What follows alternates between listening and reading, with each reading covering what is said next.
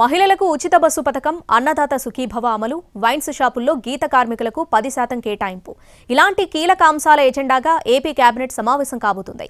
ఇవాల్టి మీటింగ్లో పలు సంక్షేమ కార్యక్రమాలపై చర్చించే అవకాశం ఉంది. అలాగే సీఎం చంద్రబాబు దావోస్ పర్యటన, భూ కేటాయింపులపైన చర్చ జరగనుంది.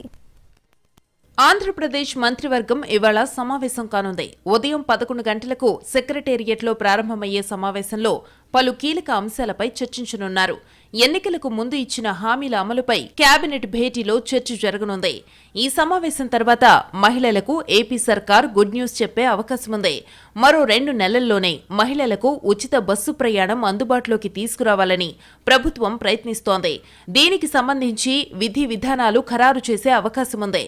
అన్నదాత సుఖీభవ అమలుతో పాటు పలు సంక్షేమ కార్యక్రమాలపై కేబినెట్ సమావేశంలో చర్చించే అవకాశముంది. ఇప్పటికే అర్బన్లో పలు ప్రాంతాలలో ఏర్పాటు చేసిన అన్నా క్యాంటీన్లను రూరల్ ఏరియాలలోనూ ఏర్పాటు చేసే అంశంపై నిర్ణయం తీసుకోనున్నారు. ఏపీలో కూటమి ప్రభుత్వం వచ్చాక గత ప్రభుత్వ మద్యం పాలసీని రద్దు చేసి మళ్లీ ప్రైవేటు వ్యక్తులకే టెండర్లు పిలిచి మద్యం షాపులను కేటాయించింది. అయితే ఈ మద్యం దుకాణాల్లో 10% గీత కార్మికులకు కేటాయిస్తామని ఇప్పటికే హామీనిచ్చింది.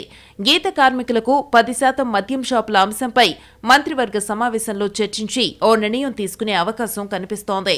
వివిధ ప్రాజెక్టుల్లో భాగంగా పలు కంపెనీలకు భూములు కేటాయించగా వాటికి ఆమోదముద్ర వేసే ఛాన్స్ ఉంది. సీఎం చంద్రబాబు దావోస్ పర్యటనపైన ఏపీ కేబినెట్లో చర్చించనున్నారు.